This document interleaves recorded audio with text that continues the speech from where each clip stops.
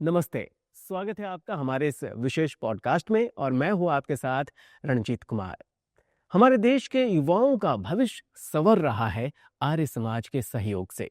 आर्य समाज की सेवा इकाई अखिल भारतीय दयानंद सेवाश्रम संघ द्वारा कई विद्यार्थियों को उनके सपनों को साकार कराया जा रहा है। इस इकाई के अंतर्गत आर्य प्रतिभा विकास संस्थान का संचालन किया जा रहा है, जिसमें पूरे देश से विद्यार्थी आ रहे हैं, उनका चुनाव किया जा रहा है। वो जिनमें वो बात है और जो अपने सपने को साकार कर सकते हैं, उन्हें आगे बढ़ा रहा है आर्य समाज। और वो यूपीएससी की तैयारी करके अपने सेवा के भाव से इस देश की सेवा करेंगे, समाज की सेवा करेंगे और उनका करियर भी बनेगा। और उन्हीं विद्यार्थियों में से कुछ विद्यार्थी आज हमारे साथ हैं। तो आइए इन युवाओं से मिलते हैं और जानते हैं कि ये किस तरीके से देश की सेवा करेंगे और अपने करियर को भी बनाएंगे। आप सबका बहुत बहुत स्वागत है। Thank you sir. धन्यवाद। तो सबसे पहले आपसे शुरुआत करते हैं। आपका क्या नाम हुआ? Sir, I am Nikhil Baviskar. I am from Maharashtra. Ji. I have given 2 UPSC interviews in 2023 and 2024. जी, जानेंगे आपसे विस्तार से। आपके बगल में है, आपका नाम? सर मेरा नाम नितेश धर द्विवेदी है। कहाँ से हैं? मैं उत्तर प्रदेश के चित्रकूट जिले से हूँ। जी। जी। जहाँ भगवान श्री राम ने 11 वर्ष 11 वर्ष वहाँ पर वनवास वहीं गुजारा था। जी। तो प्रभु श्री राम की नगरी से आए हैं, विद्वता और विद्वता के क्षेत्र में आगे बढ़ना चाह रहे हैं। चलिए आपका नाम जानना चाहेंगे। मेरा नाम वैभव गोयल है और मैं मेरठ उत्तर प्रदेश से हूँ। जी। तो आप तीनों विद्यार्थियों का बहुत बहुत स्वागत है। ये सर। और हम आपसे जानना चाहेंगे कि आपका जो सपना है, तो आप तीनों यूपीएससी क्रैक करना चाहते हैं। जी सर।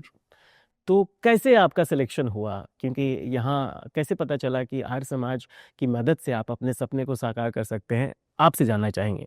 मैंने सर सबसे पहले एक अनिल राठौर सर थे, वो यहाँ से ही यूपीएससी में सिलेक्ट हुए थे, उनका यूट्यूब पे इंटरव्यू देखा। उसके द्वारा मुझे यहाँ के बारे में पता चला। मैंने फॉर्म भरा। फॉर्म भरने के बाद जो यहाँ का प्रोसेस था, पहले ऑब्जेक्टिव एग्ज़ाम, फिर रिटन एग्ज़ाम और फिर इंटरव्यू, उसके थ्रू ही मैं यहाँ पे आया हूँ। अच्छा, सबसे पहले आपके जानना चाहेंगे आपके पारिवारिक पृष्ठभूमि से कि क्या पारिवारिक ऐसा है आपके पास कि समर्थन कि आप इस सपने को पूरा कर सकते हैं? नहीं सर, आर्थिक रूप से बहुत ज़्यादा सुदृढ़ हम लोग नहीं हैं। मेरे पिताजी सरस्वती शिशु मंदिर विद्या मंदिर से एक अध्यापक के रूप में सेवानिवृत्त हैं। जी। और दिल्ली के अंदर जितना दिल्ली के अंदर, क्योंकि यहाँ पे एकोमोडेशन वगैरह इतना कॉस्टली है, तो यहाँ पे मेरे लिए रहना तो एक स्वप्न जैसा था।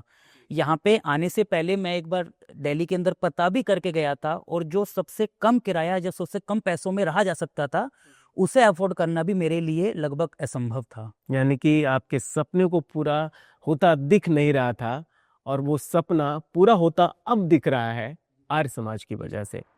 क्या-क्या सुविधाएं मिल रही हैं आपको? सर, सबसे पहली बात है कि यहाँ पे न केवल हमें जो है सहयोग आर्थिक रूप से किया जा रहा है, बल्कि मानसिक रूप से, सामाजिक रूप से भी बहुत सहयोग किया जाता है। हमें मोरल सपोर्ट मिलता है।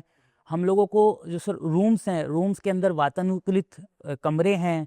इसके अलावा सर हमें समय समय पे गाइडेंस प्रोवाइड की जाती है। समय समय पे हम लोगों को मेंटरशिप प्रोवाइड की जाती है। हमारे जो मेंटर्स हैं, विनय सर हैं, राजकुमार सर हैं, गौरव सर हैं, सब लोग इस समय समय पर आकर के हम लोगों को ना केवल मेंटरशिप प्रोवाइड कर रहे हैं, ना केवल ये बता रहे हैं कि हमें अपना एग्ज़ाम कैसे निकालना है, बल्कि हमें मोटिवेट करते हैं और ये बताते हैं कि अगर हमारा एग्ज़ाम निकलता है तो हमें समाज में जाके अच्छा इंसान, अच्छा मनुष्य, अच्छा अफसर, अच्छा सिविल सेवक कैसे बनना है। जी। तो आपसे जानना चाहेंगे, यहाँ सिलेक्शन होने के लिए आपने कितने जतन किए? सर सबसे पहले तो एक प्रीलिमिनरी एग्जाम हुआ, प्रीलिम्स का। उसके बाद दिल्ली आना पड़ा मेंस देने के लिए। फिर जैसे रिजल्ट का पता चला तो पहली बात तो खुशी हुई। उसके बाद इंटरव्यू की डेट भी आ गई, तो इंटरव्यू भी यहीं दिल्ली में आना पड़ा। इंटरव्यू अच्छा गया। उसके बाद फाइनल रिजल्ट आया। उसके बाद तुरंत आए, महाकुंभ भी चल रहा था। जैसा कि मैं अभी 8 महीने हुए हैं मेरे को, तो मैं मार्च के आसपास ही आया। तो सर ने काफ़ी सहयोग किया, कि बात किया मैं, सर ऐसा लेट हो जाऊंगा, ये उन्हें पूरा सपोर्ट किया कि हाँ आप आराम से आओ, कोई दिक्कत नहीं होगी, डॉक्यूमेंट वेरिफिकेशन के लिए बस। और बाकी पूरा सहयोग है, बहुत अच्छा। मतलब लकी फील करते हैं अपने को कि यहाँ पर हमारा मतलब कि एकोमोडेशन मिल रहा है और हम अपनी तैयारी एकदम अच्छे से मेहनत से कर रहे हैं। जी। तो आपसे जानना चाहेंगे, आपका नया सिलेक्शन हुआ है, यस जी। तो कितने दिन हुए यहाँ? सर आज मेरा फर्स्ट डे। क्या बात है, पहला दिन है और हम आपसे मिलने का मुझे मौका मिल रहा है। This is I am really privilege to talk with you sir. जी।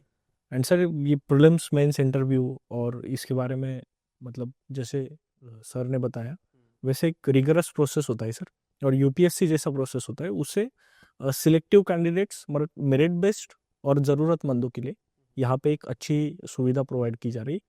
और सबसे बढ़िया सर कि यहाँ पे जो गाइडेंस है और जो ओवरऑल माहौल है वो सर यहाँ पे मिल रहा है, इसलिए we are really feel privilege to be a part of this prestigious institution sir. जी। एंड सर और जैसे मॉरल सपोर्ट हुआ, इमोशनल सपोर्ट हुआ, और at the same time mentorship जो कि गाइडेंस और यूपीएससी में बहुत अहम भूमिका निभाता है, वो यहाँ पे हमें मिल रहा है सर। तो really we are proud to be part of to here. तो सिविल सर्विसेज की तैयारी में पहला तो आपको जैसे कहते हैं ना देवदूत की तरह आर्य समाज आपके साथ है, तो हम आशा करते हैं कि आप जल्दी जल्दी अपने लक्ष्य को पाएं। आपसे जानना चाहेंगे कि आप यहाँ तैयारी कर रहे हैं तो सुबह से लेकर शाम तक क्या दिनचर्या रहती है, कैसे तैयारी करते हैं? सर सुबह तो मैं उठकर सबसे पहले जो पिछले दिन पढ़ा है उसका रिवीजन करता हूँ। उसके बाद मैं क्लास कर रहा हूँ तो क्लास करता हूँ, उसके बाद आता हूँ। फिर जो मतलब कि न्यूज़ है न्यूज़पेपर पढ़ता हूँ। उसके बाद एक आंसर राइटिंग करता हूँ और जो मतलब एडिटोरियल है उसका एनालिसिस करता हूँ। लास्ट में जो अगले दिन पढ़ाया जाने वाला है उसकी पढ़ाई करता हूँ फिर। और ऐसा ही मेरा शेड्यूल चलता है और मैं लगभग 6 दिन बाद रिवीजन स्लॉट रखता हूँ, कुछ नहीं पढ़ता हूँ। ऐसे ही हर 6 दिन में रिवीजन स्लॉट रखता हूँ, रिवीजन अच्छे से हो सके। 6 दिन पढ़ने के बाद रिवीजन 7वें दिन केवल उसका रिवीजन करते हैं। कोई पढ़ाई नहीं, केवल रिवीजन। आपसे जानना चाहेंगे आपके साथ यहाँ के पुराने साथी होंगे जिनका सिलेक्शन हो गया है, तो उनसे मिलकर कैसा लगा आपको? सर उनसे मिलके बहुत अच्छा लगा, और सबसे बड़ा लाभ यही है इस जगह का कि जो लोग हमसे सीनियर हैं उनसे हम लोगों को जानने का मौका मिलता है कि किस चीज़ में कमी हो सकती है, पेपर को कैसे निकाला जा सकता है, या फिर हम लोग कहाँ पे लैग कर सकते हैं, उन सब के बारे में उनसे जानने का मौका मिलता है। प्लस जो लोग सेलेक्ट हो गए हैं या जो लोग सेलेक्ट हो जाते हैं उनसे फिर उनसे भी ये चीज़ें कि कहाँ सफल कैसे हो सकते हैं, या फिर बहुत कुछ उन लोगों से भी जानने का। और सबसे बड़ी जो लाभ है यहाँ पे रहने का वो यही है कि पीयर ग्रुप बनता है जिसके थ्रू हमारी बहुत सारी गलतियाँ हम लोग जान पाते हैं। तो गलतियों को जान पाते हैं, आपको कितना लगा कि अपनी गलतियों पर काबू पा चुके हैं? सर मैं डेली ट्राई करता हूँ। जैसे कि ये हमको काफ़ी बार समझाते भी हैं कि यहाँ यहाँ आप गलती करो, इसको आप सुधार सकते हो। मैं अपना पूरा एफर्ट देता हूँ कि उसको सुधार पाऊँ, लेकिन अभी भी मैं ऑन गोइंग ये सारी चीज़ें सीख रहा हूँ मैं, और मैं ऐसे ही प्रयासरत रहूँगा। अभी मैं जज तो नहीं कर पाऊँगा कहाँ तक मैं गया हूँ। वो तो जैसे मैं 2026 में अपना पहला अटेम्प्ट देने वाला हूँ, तो अभी जैसे मॉक टेस्ट आएंगे उससे सीखूंगा कहाँ गलत कर रहा हूँ क्या। ये इसी तरह कंटिन्यू प्रोसेस रहेगी, उसी के अनुसार मैं सीखूंगा क्या करना है क्या नहीं। तो रोज अगर रोज की बात करें तो लगभग कितने घंटे आप अध्ययन करते हैं रोज? मैं ट्राई तो करता हूँ कि कम से कम 10 घंटे रहे, बट अभी 8 घंटे ही हो पा रहा है। वो टारगेट तो अचीव नहीं वो हो। आपसे सीनियर हैं तो जी वो आप भी 8-10 घंटे इनफ मानते हैं या और ज्यादा करना चाहिए?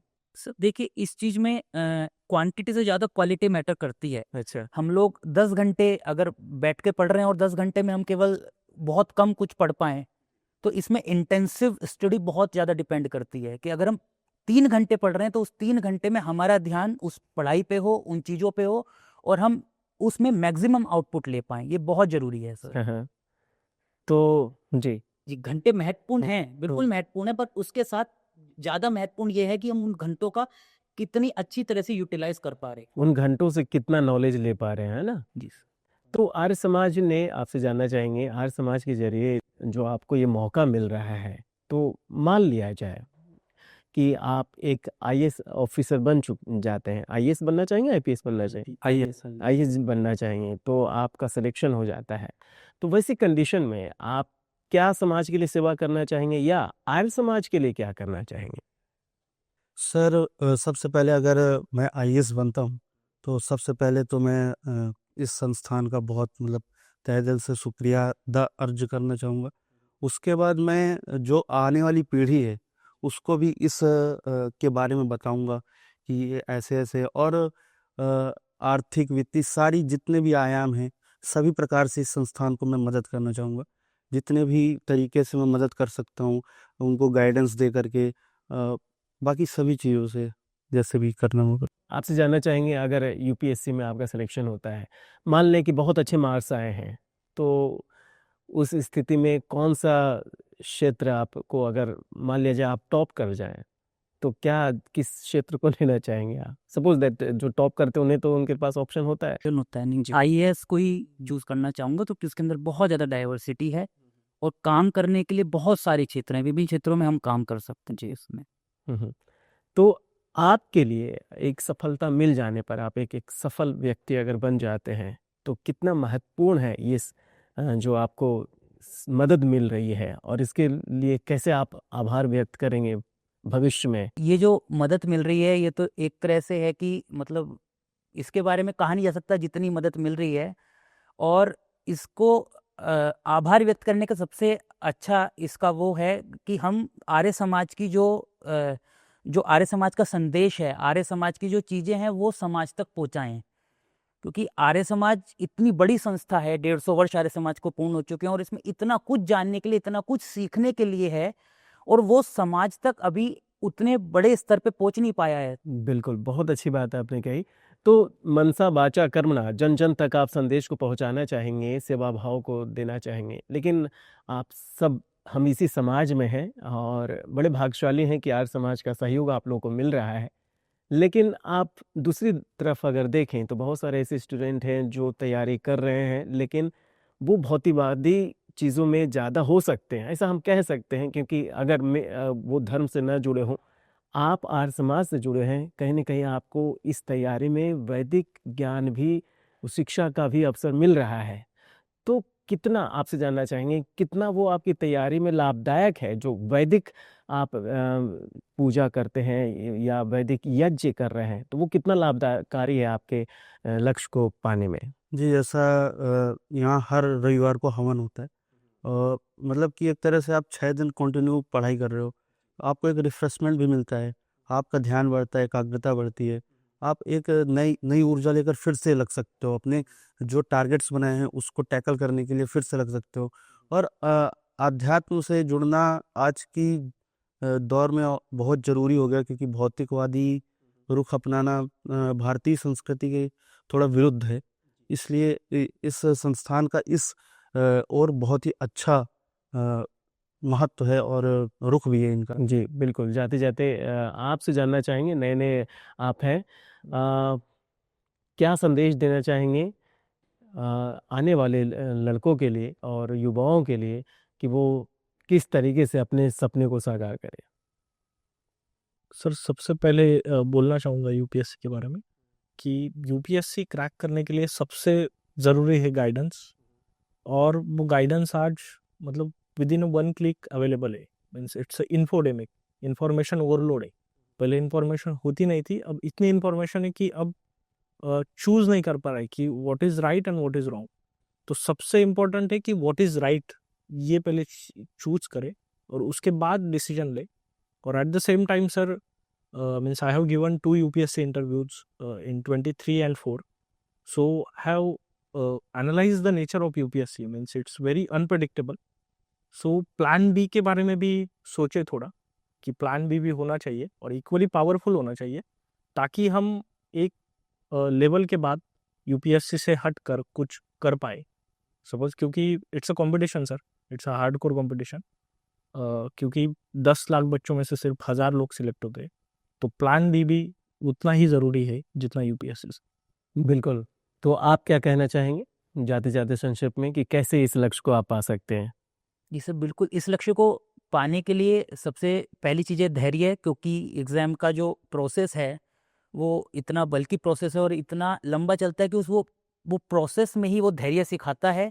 तो एग्ज़ाम को, अगर इस एग्ज़ाम को क्रैक करना है तो धैर्य, और धैर्य के साथ सतत परिश्रम, ये 2 मूल मंत्र इस एग्ज़ाम को क्रैक करने के लिए बहुत ज़रूरी हैं। तो हमसे जुड़ने के लिए आप सबका बहुत बहुत धन्यवाद। तो देखा आपने कि इन्होंने कहा कि परिश्रम और सतत अभ्यास से ये अपने लक्ष्य को पा सकते हैं और इन्हें इनके लक्ष्य को प्राप्त करने में सहयोग कर रहा है आर्य समाज। और आर्य समाज के सहयोग से आप देख सकते हैं कि कई विद्यार्थी हैं जो निरंतर प्रैक्टिस कर रहे हैं और कई लोगों को सफलता मिली है यूपीएससी में। तो ये कल को हमारे देश के भविष्य हैं और देश की सेवा में, समाज की सेवा में अग्रणी भूमिका निभाएंगे। और आर्य समाज का बहुत बहुत आभार व्यक्त कर रहे हैं कि उनके सहयोग से ये अपने सपने को साकार कर रहे हैं। ये सुदृढ़ होंगे तो इनका परिवार सुदृढ़ होगा, समाज सुदृढ़ होगा, जिला सुदृढ़ होगा और राज्य और फिर हमारा देश स्वतः ही सुदृढ़ होगा। इसी प्रकार की ज्ञानप्रद बातों के लिए जुड़े रहिए हमारे इस चैनल के साथ। नमस्ते।